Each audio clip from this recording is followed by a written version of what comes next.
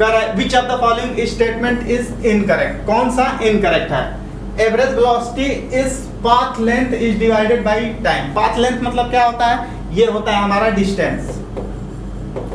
Distance, path length का मतलब होता है distance divided by time interval. तो डिस्टेंस को टाइम से डिवाइड करेंगे तो हमें क्या मिलता है? स्पीड मिलता है, एवरेज स्पीड, वेलोसिटी नहीं मिलती है।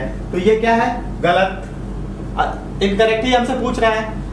In general speed is greater than magnitude of velocity. ठीक है, जनरली हमारी जो स्पीड होती है वो वेलोसिटी से ज्यादा होती है, क्योंकि हमारा डिस्टेंस हमेशा ज्यादा होगा डिस्प्लेसमेंट से।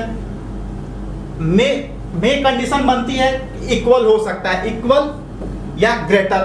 तो इक्वल जब एक ही दिशा में चलते हैं तब होता है, लेकिन जनरली हमेशा डिस्टेंस ज्यादा होता है डिस्प्लेसमेंट से, तो स्पीड हमेशा ज्यादा होगी वेलोसिटी से। तो ये स्टेटमेंट क्या है? ये ट्रू है। कर ए particle move in given direction with non zero velocity can have zero speed. ठीक है, अगर कोई पार्टिकल मूव कर रही है, उसकी वेलोसिटी जीरो नहीं हो रही है। जब उसकी वेलोसिटी जीरो नहीं है तो डिस्प्लेसमेंट भी जीरो नहीं होगा, तो डिस्टेंस भी जीरो नहीं होगा। लेकिन ये कह रहा है कि ये तुम्हारा क्या है? Speed zero. जब डिस्टेंस ही जीरो नहीं होगा तो स्पीड कहां से जीरो हो जाएगा? तो ये भी स्टेटमेंट क्या है? Wrong. The magnitude of average velocity is the magnitude of average velocity is the average speed. कह रहा है कि मैग्नीट्यूड जो एवरेज वेलोसिटी का होगा वही एवरेज स्पीड का होगा।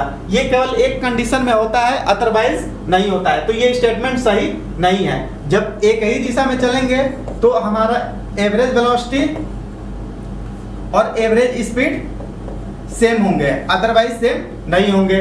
तो ये भी स्टेटमेंट क्या है? रॉन्ग। तो हमारा आंसर क्या हो जाएगा? ये पहला, तीसरा और चौथा, आंसर थर्ड। देख लो एक बार अच्छे से।